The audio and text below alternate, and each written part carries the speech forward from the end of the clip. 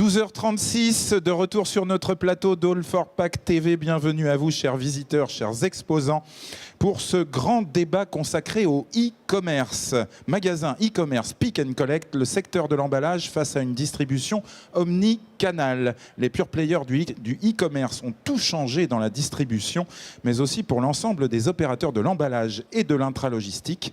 Pour débattre de cette nouvelle donne, nous sommes avec vous, Karine Gerbet. Vous êtes Strategic Marketing Manager chez Neopost Shipping. Bonjour. Oui, bonjour. Merci d'être avec nous. À côté de vous, Christian Esnault, président de B+ Équipement. Bonjour, monsieur Esnault. Vous êtes exposant aussi sur le salon, il faut le rappeler, comme Neopost Shipping. Bonjour. En face de vous, Vincent Valoir. Vous êtes responsable projet Supply Chain chez Cdiscount. C'est pas un boulot de tourpeau, j'imagine. Non, c'est sûr. Alors, deux fournisseurs et un client, et on commence par vous, le client, Vincent Valoir. Cdiscount est un pure player comparable à Amazon. Vous êtes dans le giron du groupe Casino, ça fait maintenant à peu près 10 ans, et votre progression est assez fulgurante, il faut bien le noter.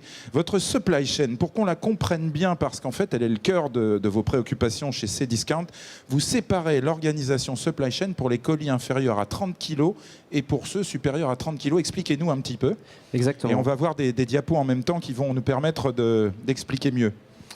Merci déjà de m'avoir invité sur ce plateau. Mais c'est un plaisir, Cdiscount compte pour nous. Très heureux de pouvoir représenter la société aujourd'hui. Alors, pour en revenir au sujet, j'ai donc un support à présenter. On parlait donc de la séparation de la supply P30, M30. Alors nous, c'est vrai que le plus modèle... 30, moins 30 kilos. Plus 30, moins 30 kilos. Alors, je vois que la carte de la France s'affiche pas sur la diapo. Alors, c'était la diapo précédente, peut-être? Non, non, c'est celle-ci. Bon, c'est celle-ci, c'est bon? C'est pas très grave. Le modèle, nous, est drivé donc, par les gabarits articles. Donc, on a des produits qui vont tout simplement de tout petits gabarits, comme la téléphonie, par exemple, jusqu'à des produits très gros, comme le canapé, l'ameublement, etc. Donc, notre supply est sectorisé par rapport à ça. On a deux grands pôles logistiques en France. Un pôle moins 30 kg qui est situé dans la région bordelaise. Donc là, on le voit hein, sur la carte, c'est celui qui est en rouge. Tout à fait. Donc ce site, le site historique est à Cestas, donc juste au sud de Bordeaux. On a également un autre dépôt qui est presté par Dartes sur la zone de Blanquefort. C'est un dépôt qui assure la prestation de vin, je le rappelle peut-être, mais on est le premier distributeur en nombre de colis de vin en France, puisqu'on peut expédier jusqu'à 35 000 cols par jour sur les périodes de fin d'année, ce qui est assez colossal. 35 000 cols, c'est-à-dire un col, qu'est-ce que c'est? C'est une bouteille. C'est une bouteille, voilà. D'accord. Dans le langage de la supply chain, attention. C'est plutôt un langage bordelais, col d'ailleurs. Ah, c'est un langage bordelais, d'accord. Bon. Donc ce site représente 85% du volume commande en France. Ouais. On a donc, par rapport à ça, l'organisation P30, plus de 30 kg, avec un pôle à Paris et un pôle à Saint-Étienne, et également un prestataire à AG10 pour les très très gros volumes. Qui est un peu plus dans le centre de la France. Exactement. Donc voilà pour l'organisation. Alors on imagine que les équipements ne sont pas les mêmes pour les objets pondéreux? Exactement. Donc aujourd'hui on a une organisation qui est plutôt très mécanisée sur le secteur du moins 30 kg et une organisation qui l'est un peu moins sur le secteur plus 30 kg. Donc on traduit plus automatisé quelque part. Exactement. Oui, effectivement. Voilà. Donc des problématiques peut-être terrifiantes à gérer pour vous. Vous devez faire des cauchemars parce que combien de colis est-ce que vous expédiez en moyenne par jour chez Cdiscount? Alors c'est assez variable puisque sur la période de fin d'année ça va être très fort. On peut monter à plus de 100 000 colis. 100 000 colis par jour? Exactement. Donc c'est assez colossal. On est sur du 12 millions hein, dans l'échelle annuelle. 12 millions de colis par an? Exactement. Donc c'est un chiffre qui donne effectivement... qui peut donner le tournis quand on ne sait pas s'organiser. Hein. Alors vous êtes amené donc à gérer sans cesse des préparations de colis qui contiennent pour un même client un ou plusieurs produits. La plupart du temps, c'est plusieurs et qui n'ont absolument rien à voir l'un avec l'autre, ni en volume, ni en poids finalement, avec des gabarits très différents. Comment est-ce que vous solutionnez ce casse-tête? Alors c'est le casse-tête, le mot est effectivement, je pense, adapté. On centre l'approche sur ce que demande le client quelque part. Aujourd'hui, notre réflexion se porte là-dessus. Le client, qu'est-ce qu'il veut? Il veut recevoir des colis adaptés au volume de la commande. Ça, on le regarde, hein, on le voit dans nos verbatim clients. Le vide dans les colis, c'est une problématique assez importante pour nous. C'est ce qui coûte le plus cher, j'imagine. Ça coûte très cher. Donc, c'est pour ça qu'on réfléchit énormément sur ces solutions. Parce qu'au début, vous aviez cette problématique en permanence, finalement, des colis à moitié pleins. Oui, on l'a aujourd'hui encore. Vous l'avez encore aujourd'hui. On l'a encore, puisque tous les formats ne sont pas... on ne peut pas chasser le vide sur tous les colis. Donc là, on est pour l'instant satisfait des avancées qu'on a faites, mais il faut qu'on aille plus loin, effectivement, sur l'approche gabarit. On a aussi des contraintes très fortes. Hein. On parle des produits là, mais on a du lourd, du fragile, du précieux, etc. Et le client, par rapport à ça, attend du packaging spécifique, adapté, du calage, de la protection des produits, etc. Ouais. Voilà. On a aussi un autre sujet qui est peut-être un peu en dehors du débat, mais qui concerne le tracking, c'est-à-dire la traçabilité. La traçabilité et l'information qu'on donne. Hein. C'est pas en dehors.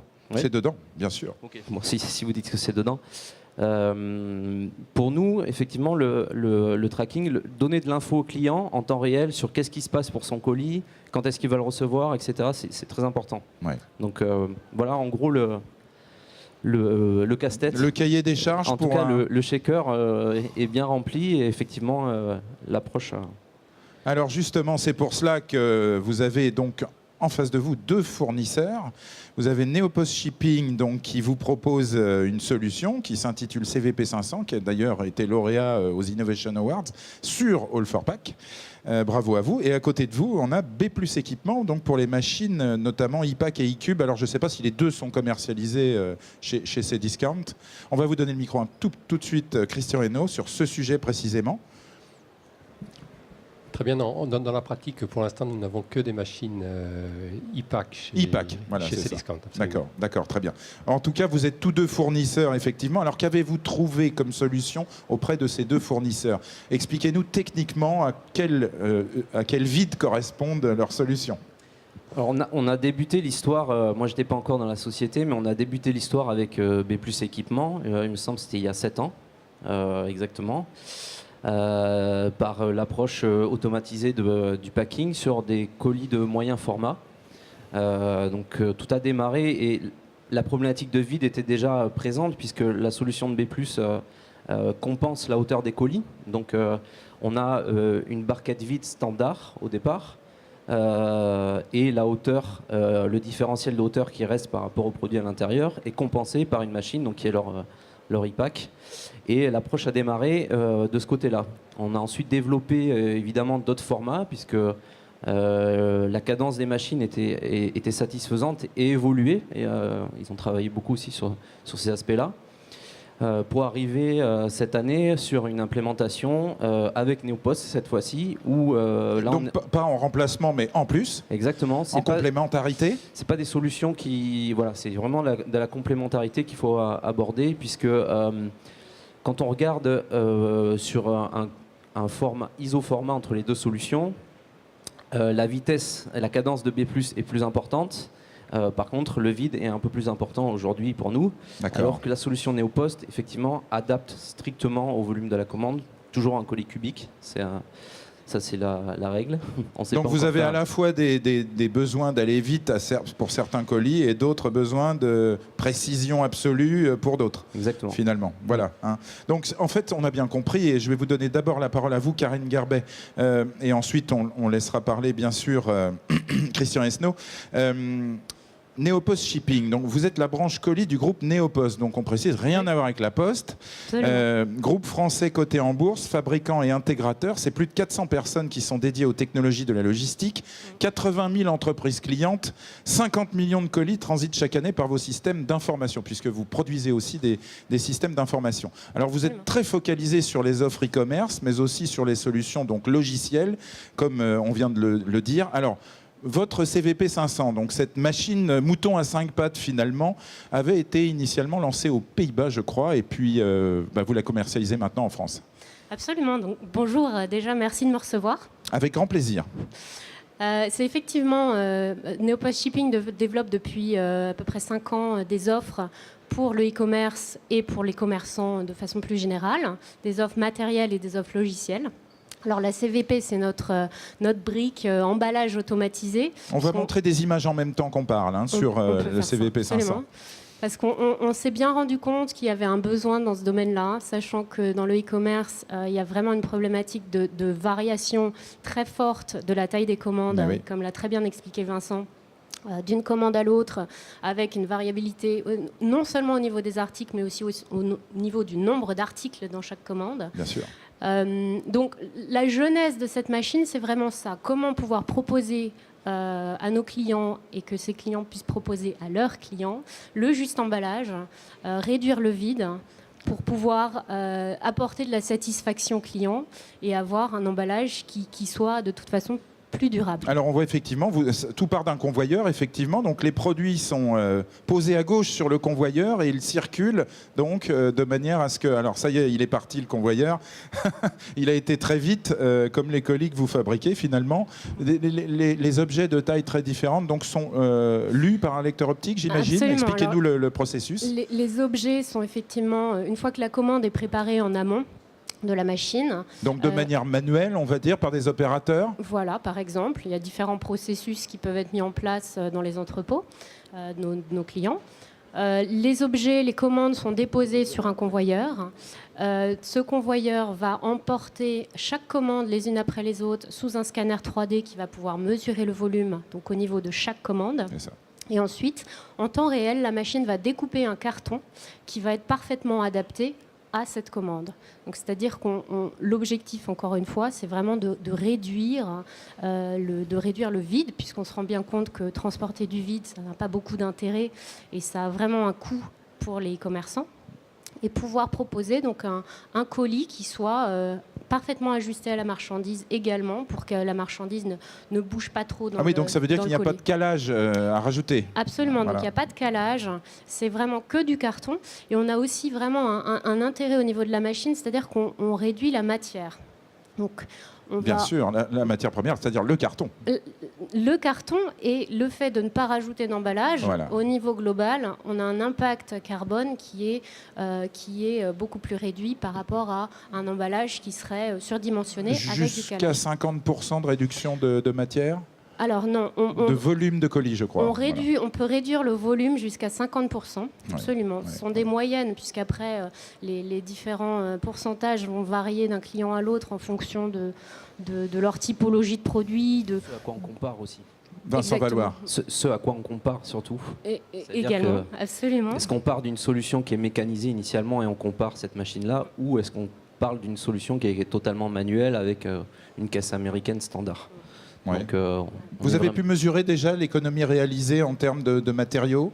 Bien sûr, enfin, c'est le fondement du projet. Le financement se fait essentiellement par le transport, ce qui est une nouveauté pour nous, puisque auparavant les machines d'emballage, le financement se faisait par le coût logistique, c'est-à-dire on économisait de la main-d'œuvre sur l'emballage. Donc là, effectivement, c'est de la matière, c'est du vide dans les camions. Ça fait beaucoup d'économies de transport. Nous, ça nous engage aussi dans la thématique environnementale, dans l'innovation. Donc c'est au cœur aujourd'hui de nos réflexions en interne. Vous avez effectivement une responsabilité sociétale et environnementale. Exactement. Comme toutes les entreprises aujourd'hui, et le e-commerce doit montrer l'exemple, parce que finalement, c'est le canal qui explose aujourd'hui. Ça fait un petit moment qu'il a explosé. Il continue. Il continue effectivement à croître. Il y a des gros acteurs maintenant, c'est vrai, on peut parler de grosses structures. Mais effectivement, on se doit de montrer l'exemple. Et nous, en tout cas, on a activé la machine innovation, entre guillemets, pour proposer chaque année désormais des solutions, que ce soit dans le packaging, mais aussi sur d'autres aspects innovantes, pour toujours proposer de nouvelles choses à nos clients et satisfaire leur expérience. Christian Esnault, on vous passe la parole tout de suite. On continuera avec vous, Karine, après. B+ Équipement est reconnu pour ses solutions automatisées d'emballage pour les commandes de détail, donc totalement adaptées au e-commerce. C'est un véritable appel à l'imagination, finalement, à l'innovation, à l'imagination. Oui, oui, tout à fait. C'est effectivement je dirais, le besoin de nos clients qui a généré la création de ce produit IPAC il y a déjà 12-13 ans. C'est une solution qui a explosé avec le e-commerce. Elle a explosé avec le e-commerce de façon certaine, j'ai tendance à dire, mais pas que, parce qu'aujourd'hui, on a encore à peu près 30% de nos machines qui sont dans le B2B classique. Solution d'ailleurs qui, au travers des solutions des différentes solutions logistiques, peut être poursuivi par le fait que certains logisticiens vont utiliser du ship from store, et donc finalement ça va réintensifier un petit peu l'activité. Traduisez-nous, parce que ça c'est un langage très supply chain. Ship from store, c'est tout simplement des logisticiens qui pourraient considérer que le coût de transport venant d'un entrepôt est, je dirais, trop élevé ou trop polluant, et donc du coup pourraient livrer directement à partir de leur magasin. D'un magasin physique. De leur magasin physique, Ouais, pour ceux qui sont dans ce mode de fonctionnement. Ouais, ouais. Donc effectivement, donc le e-commerce a quand même fait exploser la solution, et aujourd'hui on a livré de par le monde à peu près 250 machines de ce type, systèmes de ce type. Ouais. Alors ensuite vous parlez effectivement d'appel à l'innovation, d'appel à l'imagination. Ce que l'on a mis sur le marché récemment, c'est une nouvelle machine, eCube. Donc c'est le eCube, voilà. Voilà, eCube. Alors qu'est-ce qui différencie eCube de IPAC? Alors il y a deux critères principaux. Il y a un critère qui est un critère, on va dire, d'efficacité coût, c'est-à-dire essayer de descendre dans le marché, non pas uniquement sur les énormes compagnies comme Cdiscount ou Amazon, mais aller sur des compagnies qui sont sur des flux un petit peu plus petits, ouais, et qui ne se permettront pas d'acheter un système tout à fait, parce qu'on a aussi tout un marché de PME e-commerçantes, même des TPE e-commerçantes. Absolument, absolument. Et ça, c'est un premier critère. Le deuxième critère est de travailler sur un emballage à une seule pièce, puisque IPAC travaille à partir d'une barquette et d'une coiffe. Dans le cadre de eCube, on part d'une caisse américaine et on va utiliser le surplus de hauteur que l'on va découper pour fermer la caisse elle-même. Pour fermer la caisse elle-même, d'accord. Donc on optimise encore plus effectivement le conditionnement. Tout à fait. Karine Gerbet, puisqu'on parle de packaging, il n'est pas exclu d'être également intelligent. Vous offrez aussi des solutions logicielles adaptées aux e-commerçants. C'est la traçabilité en particulier. Alors, on offre, c'est un peu plus large que ça. C'est plus large que ça. Voilà, mais on a abordé le sujet de traçabilité qui était fondamental pour ces discounts. Vincent a vraiment bien relevé le point que la traçabilité, savoir où se trouve le colis pour le consommateur, à l'heure actuelle, c'est vraiment un élément fort. C'est très important pour le consommateur, c'est un élément fort de la fidélisation en fait. De la réassurance finalement. Absolument, de s'assurer que la livraison, que le transport se passe bien.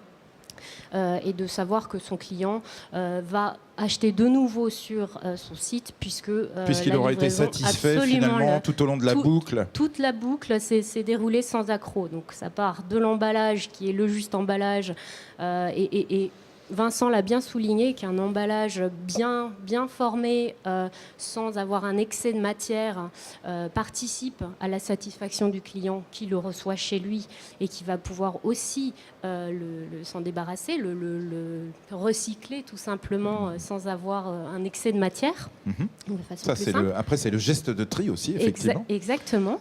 On a également des offres, comme vous l'avez mentionné, de gestion des expéditions, donc multitransporteurs, parce qu'à l'heure actuelle, les e-commerçants travaillent avec de nombreux transporteurs et plus en plus, puisque le client final est de plus en plus exigeant et attend en fait de l'enseigne d'avoir de plus en plus de choix au niveau de la livraison. Donc on propose effectivement des plateformes qui vont permettre aux e-commerçants de gérer tout cela de façon simplifiée. Vous voyez, des ordres de transport, de gérer des étiquettes, mais également quelque chose qui est un peu plus récent dans le développement de ces plateformes, c'est qu'elles peuvent s'intégrer également avec le panier marchand, le panier sur le site marchand. Et le transport, en fait, devient véritablement un levier marketing, donc un levier au service. Absolument. On le voit ça quand on est consommateur. Voulez-vous être livré demain avant 10h? Voulez-vous être livré dans 48 heures ou dans une semaine? Exactement. Et donc, non seulement on a le choix au niveau du panier, et en tant que consommateur, c'est très appréciable. Mais d'autre part, le e-commerçant va pouvoir, lui, de façon plus facile, je dirais plus fluide, pouvoir créer des règles associées, par exemple, aux différents éléments qui peuvent être dans le panier, ou pouvoir créer des campagnes. Donc vraiment, le transport va devenir un levier d'action. Un levier d'information, d'action et de marketing. Hein, c'est le cas, Vincent Valoir. Vous avez toute une offre de logistique différenciée. Exactement. Il faut savoir que la supply, aujourd'hui, ça fait partie intégrante de l'offre. C'est stratégique. C'est stratégique pour nous. Il n'y a pas seulement le produit qui est en vente en vitrine sur le site, mais il y a qu'est-ce qu'on propose derrière, qu'est-ce qu'on est capable de faire. Et effectivement, on parlait des modes de livraison. C'est un vrai casse-tête également, les modes de livraison, puisqu'on en a beaucoup. On a des points retrait, on a des livraisons en consigne, on a des express, on a des livraisons classiques pour la poste. Tout ça, ça fait beaucoup de flux à gérer. Et en tout cas, c'est encore une fois le client qui est demandeur d'informations. On le voit aussi avec maintenant les applis mobiles pour les sites de commande. Comment dire, quand on veut commander son repas le soir, comme Foodora, Take It Easy, qui fait plus partie des récents. À partir d'une appli smartphone, bien sûr. On voit des logiciels de tracking où on voit en temps réel le colis évoluer sur la route ou sur le long de la course. Et c'est des problématiques qui nous intéressent aussi. On va même arriver à géolocaliser un colis pour savoir si il se trouve à 2 km, 1 km. La pizza, j'ai faim. Peut-être un jour. Voilà, c'est ça, peut-être un jour. Alors, vous avez évoqué le mot de consigne colis. Je vous pose la question à vous, Karine Gerbet, parce que je crois que vous fabriquez aussi des consignes colis. Alors, en Allemagne, c'est très développé, justement. Alors oui, effectivement, sur le marché allemand, c'est quelque chose de très répandu. Qu'est-ce que c'est une consigne colis? Alors, une consigne colis, c'est une consigne, c'est un peu... comme à la gare. Exactement. Sauf que là, c'est plus petit et c'est plus adapté à un centre-ville, par exemple. Alors, c'est une consigne qui permet au client de venir chercher son colis, donc en fonction de l'endroit où la consigne est installée, donc généralement à des horaires qui sont en dehors des horaires d'ouverture, enfin en tout cas sur des horaires plus étendus que ce les qu'on peut horaires avoir du e-commerçant ou du bureau pour les clients. Exactement, donc c'est en complément à l'offre de points de retrait, de magasins de points retrait qui est très répandue en France. Et alors il y a un exemple pour faire dans le parisianisme, hein, le Décathlon de la Défense, il est équipé de consignes colis. Alors ça c'est autre chose. C'est autre chose? C'est une consigne, c'est une consigne. Mais c'est un autre mode. En fait, on décline cette offre sous différentes formes. On a une première offre qui effectivement, on est en train de déployer des consignes sur les principales villes de France, avec notre partenaire qui est Pickup, qui fait partie du groupe de la Poste.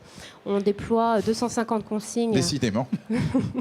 250 consignes sur les grandes villes, notamment dans les bureaux de poste ou dans les gares. Ouais. Qu'on comprenne bien, hein, c'est pour cette fameuse problématique du dernier kilomètre, qui est Absolument. très coûteux pour les logisticiens. Encore une fois, on se rend compte qu'il y a une multiplicité de parcours clients. Et donc Neopost Shipping se doit d'accompagner en fait les commerçants dans toutes ces problématiques. C'est vous qui investissez à titre personnel dans ces consignes? Alors, c'est des co-investissements. Des co-investissements avec des enseignes. Donc, on peut imaginer que ces discounts soient intéressés par ce type de solution, pas forcément celle de Neopost, mais ou d'autres. Bien sûr, on en a déjà. Vous en avez déjà? D'accord. Dans quelle ville, par exemple? Partout. Partout? On peut aller récupérer dans une consigne un colis? À Paris, bien sûr, oui. D'accord. On a plusieurs. On a travaillé avec le groupe Bolloré sur le sujet. Voilà. D'accord. Sur les emplacements des autolibres, peut-être? Non. Exactement. Si, c'est vrai? D'accord, très bien. Effectivement, Bolloré est bien placé sur les emplacements de voirie. Christian Esnault, vous n'avez pas ce type de solution. Je crois que vous êtes extrêmement spécialisé dans les emballages, mais effectivement, quand on parle d'imagination, on parle de ce fameux dernier kilomètre très important pour les transporteurs, mais il y a aussi le poids global du colis. Alors vous adaptez vos solutions aux gros clients, aux petits clients. Oui, d'une part. Alors, on adapte nos solutions aux gros clients, aux petits clients. Effectivement, on est très, très spécialisé sur les machines d'emballage. Pour autant, on continue à travailler dans ce secteur sur des machines qui réduiraient encore plus le volume de l'emballage. On travaille également sur Pour entrer dans les consignes. Pour rentrer dans les consignes, oui, de toute façon, elles sont faites pour ça. Allez, je voudrais qu'on se mette de nouveau à la place du consommateur et je vous relance là-dessus aussi, Christian Esnault. Le consommateur, il reçoit son colis, où il va le chercher dans une consigne. Et là, deux choses. D'abord, il y a l'identification du colis à la marque du fabricant qui peut être, ou de l'enseigne finalement, qui peut être demandé par le client parce que c'est un effet de réassurance. Et puis après, on a ce fameux effet waouh dont tout le monde parle, c'est-à-dire on ouvre un colis qui n'est pas brandé ou qui est juste brandé à l'extérieur et à l'intérieur on a, je sais pas, une sérigraphie, quelque chose qui explose un petit peu sous forme de couleur. Vous réfléchissez à ces choses-là aussi ou est-ce que c'est du gadget? Non, alors, certainement pas. Je pense que tout ce qui va permettre d'améliorer l'expérience client n'est pas du gadget, loin s'en faut. On parlait tout à l'heure de la réduction de volume au mieux, mais la personnalisation est également quelque chose qui va améliorer l'expérience client. Alors nous, on travaille sur les deux sujets. On a déjà des machines qui nous permettent, je dirais, sur l'extérieur de la boîte, de fournir des boîtes qui peuvent avoir 3, 4, 5, 6 coiffes différentes. C'est-à-dire quelqu'un pouvoir multi-brander les colis qu'il expédie. Donc par exemple, ces discounts, Vincent Valoir, vous avez, j'imagine, une problématique sur ce sujet aujourd'hui? Alors tout à fait, on est au cœur du sujet là, de l'approche omnicanal du coup. Où nous on écrit quoi, on design comment finalement un colis pour la marque X, la marque Y, la marque Z? Alors on n'est pas forcément dans une approche aujourd'hui nous de marque à proprement parler. Ah oui, alors expliquez-nous. Oui. On a 3 grands canaux de distribution puisqu'on a le site Cdiscount Pro également qui traite pas mal de volume d'affaires. On a donc le B2C classique. Et on a également une offre qui s'appelle le Fulfillment. Vous travaillez en marque blanche, vous offrez votre supply chain, votre expertise à d'autres finalement e-commerçants. Tout à fait. Alors l'exclusivité est faite pour les vendeurs de notre marketplace, à qui on propose effectivement ce service et bénéficier de la puissance de frappe entre guillemets de Cdiscount. Et aujourd'hui, l'approche multi-brandée est effectivement une problématique pour nous. Puisqu'on doit gérer des marques blanches pour ces circuits de distribution. Pour l'instant, on a fait le choix on n'a pas investi sur du multi-coiffe, puisque c'est de ça qu'on parle avec les machines e-pack. Par contre, pour la marque Cdiscount, on a effectivement une identification de colis qui est faite sur l'ensemble du périmètre des machines de B+ équipement.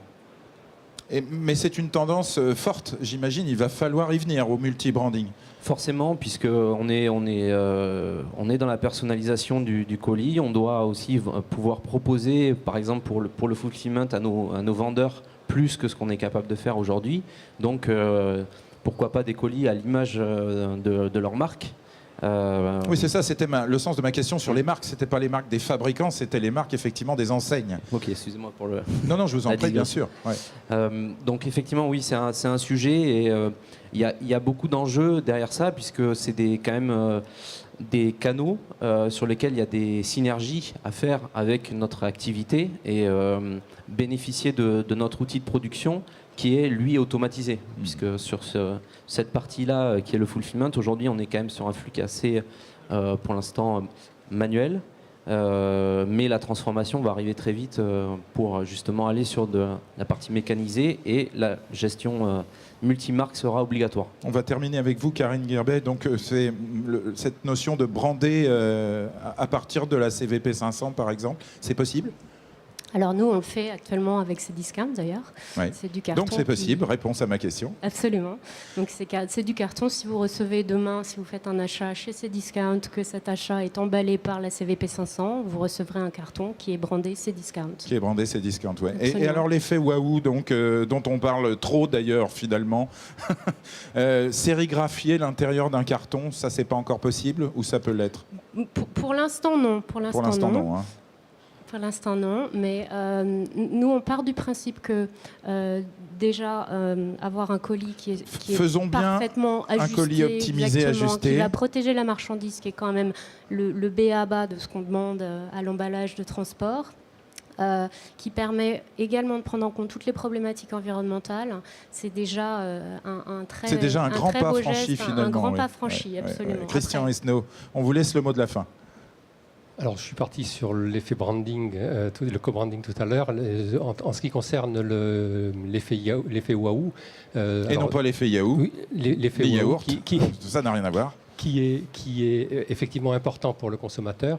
Ce que l'on saura faire très rapidement maintenant, puisque les technologies existent et il faut les intégrer, c'est de pouvoir imprimer à l'intérieur de la coiffe, c'est-à-dire lorsque le consommateur va ouvrir son colis, à l'intérieur de la coiffe, un message, quel qu'il soit, et déterminé généralement par le logisticien ou le fournisseur. Merci de votre confiance, merci d'avoir commandé Voilà, chez Cdiscount. et puis même, chère Karine, merci d'avoir commandé chez... Ça, alors là, c'est Hein. le fin du fin, Donc, voilà. effectivement. Et pouvoir le mettre dedans. Et réellement, je crois que ça n'est pas un gadget.